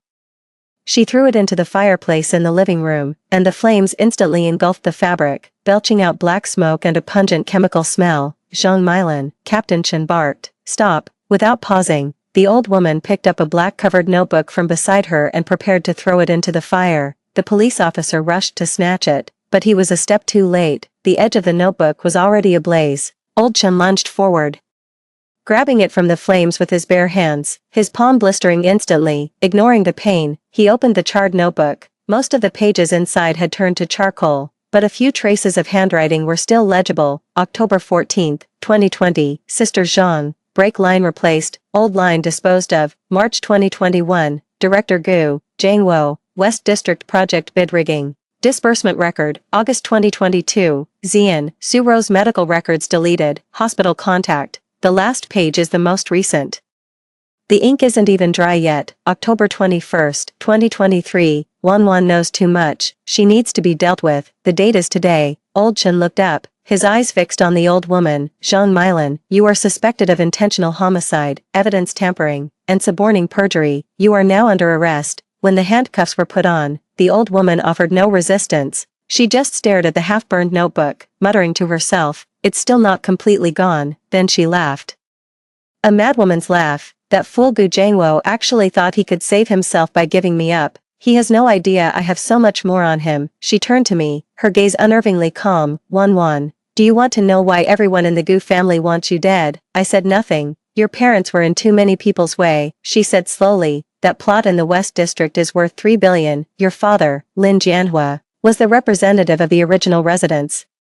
He opposed the forced demolition and was organizing a joint petition from the homeowners. She walked to the window, looking out at the garden surrounded by police cars. Gu Jiangwo wants that land. Gu Zian wants your family's old house. And I want, she paused, I want my son to be the sole heir of the Gu family. The prerequisite for all of this is that your parents must disappear. Old Chen frowned. So the car accident 3 years ago, was it a conspiracy between all of you? Conspiracy? My mother-in-law shook her head. It's more like a silent understanding. Gu Jiangwo arranged for the accident to happen. I handled the aftermath. And Gu Zian was responsible for marrying you, keeping you calm, and finally, disposing of you. She turned to face me. Do you know why we insisted on your bone marrow? Because Suro really does have leukemia, but she doesn't need a transplant. HIV patients can't receive transplants at all. What we needed was a plausible reason for you to die on the operating table, rather than in a car crash or a fall, which would raise too many questions. She walked up to me, the handcuffs gleaming coldly under the fluorescent light. The plan was perfect. After your death, we would announce that you volunteered to donate marrow to save a life, but tragically, the surgery failed. You'd be remembered as the kind-hearted girl who moved the entire city, and Gu Zian would be the devoted, grieving widower. Then, using your inheritance, he could find Suro the best HIV treatment available. It wouldn't cure her, but it could buy her a few more years to help him see this charade through to the end. She reached out to touch my face, but I pulled away. What a pity. She withdrew her hand and sighed. You've been reborn. Hearing that word from her lips sent a chill down my spine. Did you think you were the only one who was reborn? She laughed. I had a dream too. I dreamed you died on the operating table. I dreamed Gu Zian married Suro. I dreamed Gu Jiangwo took the West District project for himself. Then the Gu family turned on itself. The company went bankrupt. And in the end, my son was beaten to death in prison. Her gaze was distant. That dream felt so real that when I woke up, the first thing I did was check Suro's medical records. And I actually found the HIV diagnosis. I knew the plan had gone wrong. But I never imagined the problem was you. Old Chen cut her off. Zhang Milan, save it for the station, right now. We need you to cooperate and help us find that mechanic. The old woman snapped back to reality, her smile turning eerie. You won't find him. What do you mean? Yesterday afternoon, Gu Jiangwo sent someone to the shantytown north of the city, the old woman said. The mechanic, Oldley the Fourth, he's probably been taken care of by now. Old Chen's face fell. He immediately made a phone call. The old woman looked at me and lowered her voice. Wan, let's make a deal. I'll tell you what really happened to Oldley the Fourth, and you helped get my son's sentence reduced. I'm not asking for much, just life in prison, not the death penalty. I stared at her. You first. He's at the Western Hills Cemetery, the old woman said. Not buried there, hiding there. He's the caretaker. After what happened 3 years ago, I gave him $1 million to disappear and start a new life, but he didn't trust it. He secretly kept a backup copy of the evidence. She gave a specific location, Section 3, Row 7. There's a metal box buried beneath the unmarked headstone. Old Chen immediately dispatched officers to Western Hills. While they waited, the old woman was kept seated on the sofa under guard. She suddenly asked, Wan, do you know why Oldley the Fourth agreed to testify? I didn't answer. Because of his daughter, the mother-in-law said. as if talking to herself. His daughter has a congenital heart condition and needs money for the surgery. I promised him 500,000, but in the end, I only gave him 100,000. The remaining 400,000 was intercepted by Gu Jiangwo. She laughed, tears streaming from her eyes. You see, this is the Gu family. Father and son turn on each other, husband and wife deceive one another, brothers harm their own, everyone is trying to tear a piece of flesh from someone else. The police radio crackled to life at that moment. Captain Chen, we found him at the Western Hills Cemetery. Old Lee is alive. We've also recovered the metal box. Old Chen let out a sigh of relief. The old woman suddenly stood up, her handcuffs clanking. Let me see Old Lee. I'll tell him where his daughter is, after the surgery failed.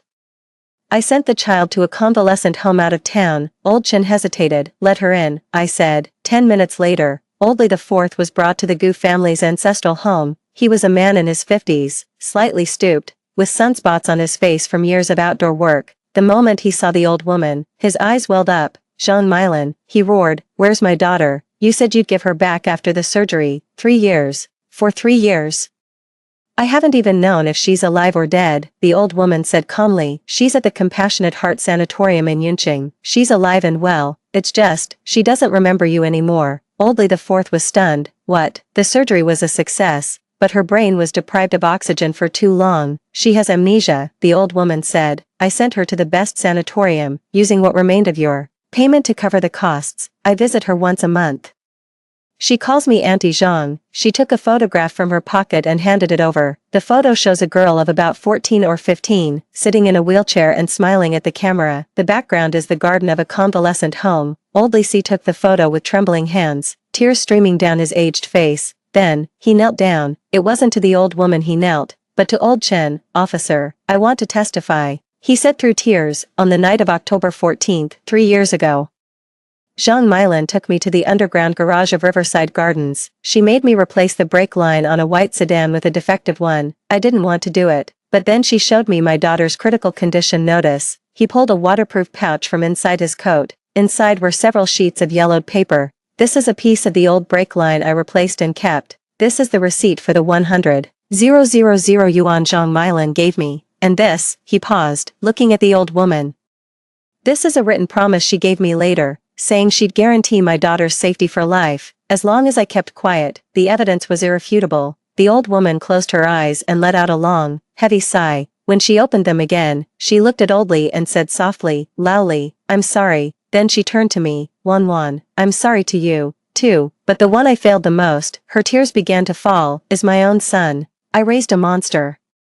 And then I stood by and watched him destroy himself. The handcuffs clicked tighter, and she was led out of the old house. As she passed me, she paused and whispered, just loud enough for me to hear, be careful of Gu Jiangwo, he's still holding cards. The police car drove away. The old house fell suddenly silent and empty. The servants had long since hidden themselves away, and the relatives had all dispersed. In the vast, sprawling villa, only I, Lawyer Liu, and Old Lee IV remained.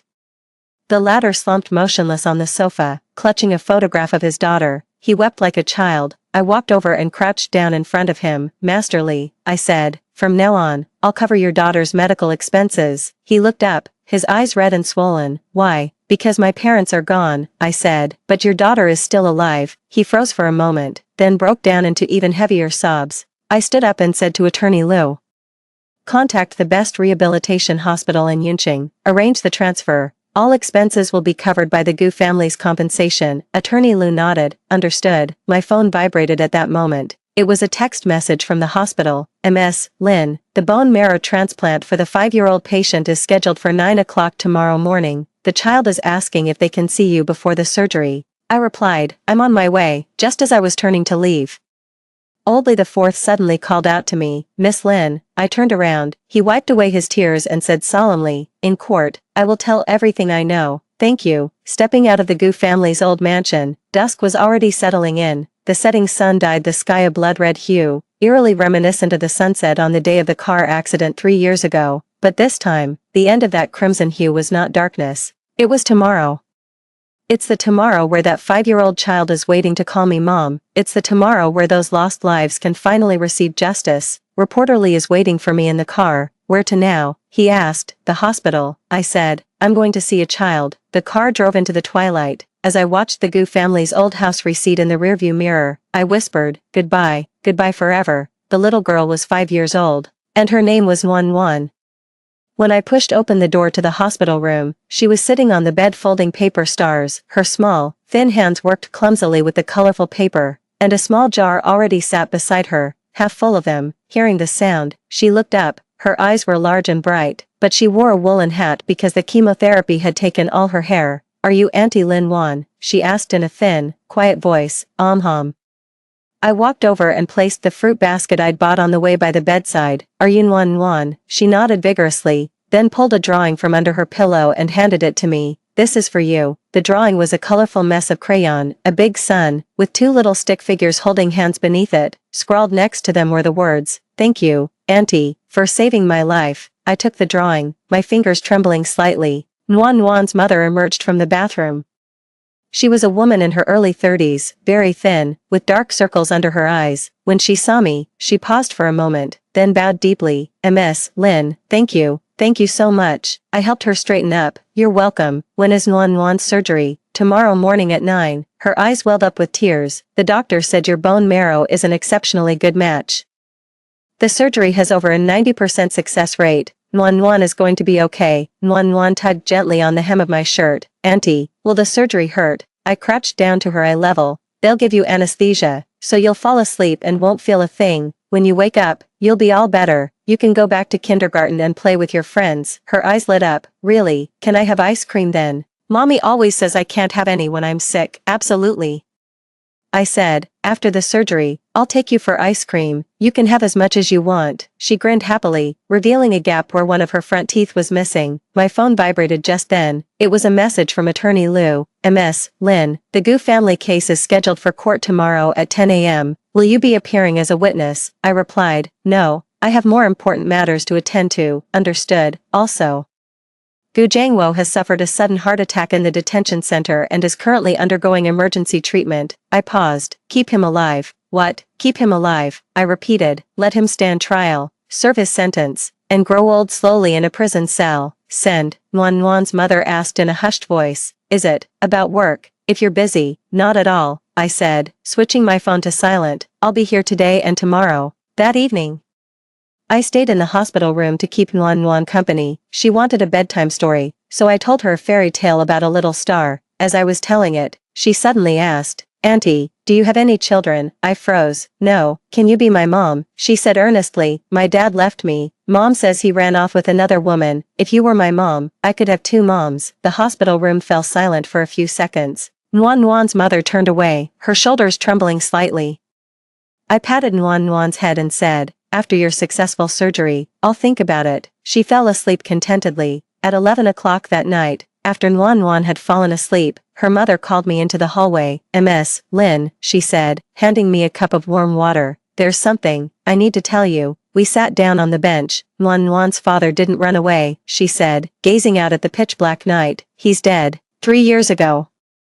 He was working on a construction site when the scaffolding collapsed. The foreman fled, and the developer was the Gu Group. The compensation has been delayed for 3 years. We haven't seen a single cent." My fingers tightened. I made a scene. I knelt at the entrance of the Gu Group. I wept at the petition office. Her voice was calm, but tears streamed down her face silently. "They said my husband violated the rules. That he deserved it. They said if I kept making trouble, they'd make sure Nuan couldn't go to school. I had no choice. I could only take Nuan for her treatments, working odd jobs in between." She wiped her tears and turned to me. "So when I heard the bone marrow donor was you, Gu Zian's ex-wife, I hesitated. I hate the Gu family. I hate them to the bone. But for Nuan's sake, I had to accept." She stood up and bowed to me again. "But now I know, you're not like the Gu family. You're a good person." I said nothing.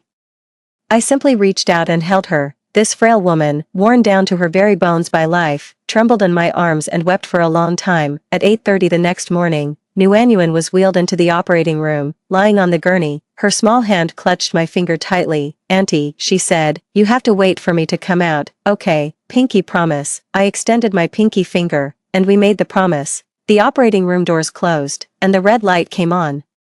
Nuan's mom and I sat on the bench in the hallway, waiting. The seconds ticked by. My phone buzzed again. This time, it was a news alert from reporter Lee. The Gu family trial commenced at 10 a.m. this morning, with Gu Jiangwo, Zhang Milan, and Gu Ziyan standing trial together. It is reported that Gu Ziyan suffered a mental breakdown after being paralyzed in detention. Repeatedly muttering "I was wrong" during interrogation, Zhang Milan retracted her confession in court. Naming Gu Jiangwo as the mastermind behind the West District Project homicide, I didn't finish watching it. I turned off my phone. Nuan's mother asked softly, "Are they the ones who hurt you?" Will they go to jail?" "I will," I said. For a long time, she was silent for a moment, then said, "That's wonderful." "Yes, it really is. The wicked get their due, and the good find their peace. Though the world doesn't always work that way, at least this time, it did." 3 hours into the surgery, a nurse came out once to say everything was going smoothly. At the 5-hour mark, the lead surgeon emerged, removed his mask, his face glistening with sweat but wearing a smile. "It's a success. The transplanted marrow has already begun to function. The child is saved." Nuan's mother collapsed to the floor, sobbing uncontrollably. It was the kind of cry held back for far too long, finally unleashed. A heart-wrenching, gut-deep weeping that brought tears to the eyes of the other families waiting in the corridor. I helped her up, my own eyes growing hot with tears. At 3 in the afternoon, Nguyen was wheeled out of the operating room. She was still unconscious, her little face pale, but her breathing was steady. The doctor said she needed to be observed in the ICU for 24 hours. If all was well, she could be moved to a regular ward. Nuan's mother and I pressed our faces against the glass window of the ICU, gazing at the tiny figure inside. "Ms. Lin," Nuan's mother said suddenly, "I've made up my mind. Once Nuan is discharged, we'll leave this city. We'll go somewhere no one knows us and start over." I nodded. "If you need more money, just tell me. It's enough." She took my hand. "You've already given us so much. The bone marrow, the money, and hope." In the evening, I left the hospital.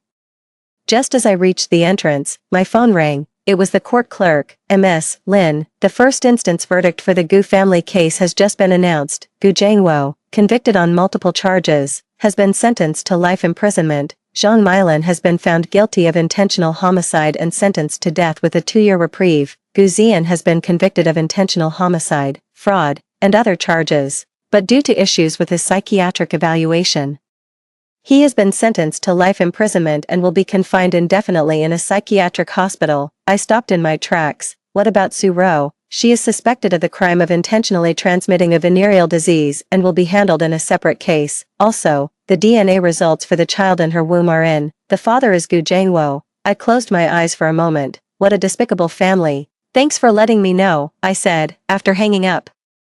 I stood at the hospital entrance and took a deep breath.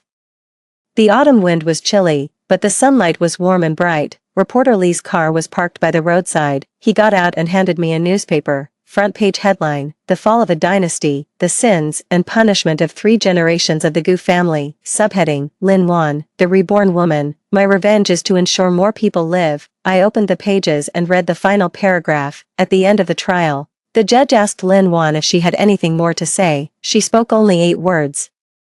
"May the departed rest in peace, may the living carry on." I folded the newspaper and handed it back to him. "It's written too sentimentally," I said. Reporter Lee smiled. "Readers love this kind of story. By the way, the foundation's paperwork is all settled. The Lin Wan Anti-Medical Fraud Foundation, with a registered capital of 50 million. You are the chairman." I nodded. "The first funding project," he said, "is to provide subsidies for bone marrow matching for children with leukemia across the country." "Excellent." He looked at me. "So, what's the plan now?" I thought for a moment. "Get some food first," I said, "then head back to the hospital and wait for Nguyen to wake up. And after she wakes up, wait until she wakes up." I opened the car door, and hear her call me Mom. The car merged into the traffic. The city outside the window was gilded by the setting sun. I leaned against the window, watching the streets flash by, the pedestrians, and this world I had once hated, suffered in, and died to. Then, in a soft voice, he said, "Goodbye, Lin Wan. Hello, new life." In his 3rd month at the psychiatric hospital, Gu Ziyan learned to paint with his toes. His hands suffered permanent nerve damage from the food poisoning incident 3 years ago and now remain permanently curled against his chest, like claws. The doctors say it's a psychosomatic condition, a punishment his subconscious mind inflicts upon itself. He grips the paintbrush between his toes, smearing color onto the paper. The subject is always the same, a scene of ruins, a girl crawling with a boy on her back, a crescent-shaped scar on the nape of her neck. Each finished painting is torn to shreds and swallowed. The nurses are used to it by now. They simply note in the record, patient engaged in self-harm 3 times today, ingested paper. Continue to monitor. A visitor came to his hospital room this afternoon. It was Sue Rowe. She was wearing prison garb, her belly visibly swollen, with restraints on her wrists. The police had brought her for a prenatal checkup and, as a final gesture, to see Guzien one last time. Tomorrow she would be transferred to a women's prison to serve her sentence. She stared at Guzien through the iron bars for a long time, then suddenly smiled. Guzien, she said, I'm carrying your father's child. Guzien, who had been tearing paper with his foot, froze. The DNA results are in. It's your father's. Sue Rowe's smile widened. When your father gets out of prison, if he lives that long, should this child call you brother, or uncle? A rasping, wheezing sound escaped Guzien's throat, like air leaking from a broken bellows. Oh, right. Sue Rowe leaned closer to the bars. Your mother's on death row with a reprieve, writing letters in prison every day begging Lin Wan for forgiveness. Your father got life without parole, and someone in there broke his leg. Because of the workers who died in that West District project. She paused, then enunciated each word clearly. The Gu family is finished. Guzien suddenly erupted, slamming his head against the iron bars. Thud, thud, thud. Blood streamed down from his forehead, smearing across his entire face. Sue Rowe took a step back, her smile vanishing. You're insane. She turned and walked away, never looking back. Meanwhile, on the other side of the city, Nguyen Nguyen was discharged from the hospital. I held her little hand as we walked out of the hospital entrance. The sunlight fell on her newly grown, downy hair, giving it a faint golden sheen. Wearing a pink sun hat, she looked up at me and asked, Mommy, where are we going? That word, Mommy, was the first time she had ever called me that. Just 3 days ago, that day, she had just been moved from the ICU to a regular ward. When she woke up and saw me, she blinked her eyes and whispered, Mommy. Nguyen Nguyen's mother stood by, weeping uncontrollably. I crouched down and took her little hand in mine. I'm here, I said. From that day on, I had 2 identities, Lin Nguyen, and Nguyen Nguyen's mother. Let's get ice cream first, I said, bending to pick her up. She was as light as a feather. Then we'll go to our new home. Our new home is in an old neighborhood in the southern part of the city. It's not large, but it gets plenty of sunlight. I bought 2 adjacent apartments, one for me and Nguyen Nguyen to live in, and one for Nguyen Nguyen's mom. She says she wants to be Nguyen Nguyen's other mother, but she insisted on having her own space. Nguyen Nguyen's mom now works at my foundation, managing the children's medical aid program. She says she wants to pass on the help she once received to more people in need. As we drove up to the neighborhood entrance, Nguyen Nguyen suddenly pointed at the roadside and said, Mom, look. On the roadside bulletin board was a poster. It had my photo on it, and next to it, it read, celebrating the 1-year anniversary of Lin Wan's Anti-Medical Fraud Foundation, 137 children with leukemia assisted. Below, in smaller print, it read, Founder Lin Wan says, every life is worth saving with our full strength. The driver stopped the car, and I walked over, holding Nguyen Nguyen's hand. A mother and daughter stood in front of the poster. The mother pointed at my photo and said to her child, This is the lady. She saved a lot of people. The child asked, how is she so amazing? Mother thought for a moment and said, because she has experienced darkness, she understands the value of light all the more. Nguyen Nguyen tugged at my hand and whispered, Mom, they're praising you. I crouched down to meet her at eye level. Nguyen Nguyen, Mommy used to be very timid and weak too, but I came to understand that one cannot live in darkness forever. We must become a light. Even if we can only illuminate a tiny space, she nodded, not fully comprehending, then wrapped her arms around my neck. Mommy, you are my light. At the ice cream shop, Nguyen Nguyen ordered a strawberry cone. She ate it slowly and savored every bite, as it was the first time she was allowed to have something cold since falling ill. Halfway through, she suddenly said, Mom, I dreamed about Grandpa and Grandma last night. My hand trembled. What did they look like? I asked softly. Just like in the photo, said Nguyen Nguyen, tilting her head. Grandpa told me to take good care of you. Mom, Grandma said they'll always be watching over us. Tears fell without warning. Nguyen Nguyen reached out her little hand to wipe my tears. Don't cry, Mommy. Grandma and Grandpa said they're very happy in heaven because you're so brave. I held her close, holding her tight. Afternoon, at the foundation's office, Nguyen Nguyen was playing with building blocks in the adjacent children's area. While I was in a meeting with Lawyer Liu and Reporter Lee, Lawyer Liu reported, Gu Jiangwo's appeal has been rejected. His life sentence stands. Zhang Milan's death sentence review has been approved. with the execution scheduled for next month.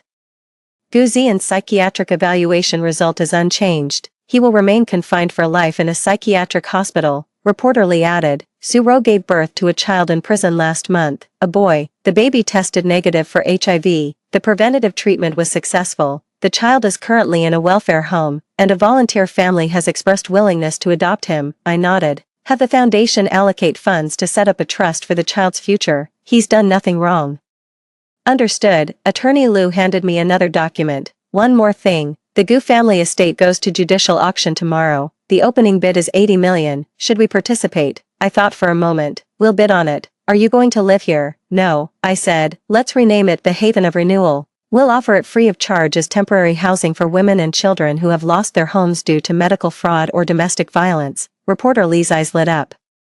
That's a brilliant idea. I could do a feature story on it. As the meeting ended, Nguyen ran over, holding up the house she had built with blocks. Look, Mommy, this is the house in the sky I built for Grandma and Grandpa. As I took the lopsided but lovingly made block house, a hollow place in my heart that had been empty for 3 years was suddenly filled. In the evening, I took Nguyen to the cemetery.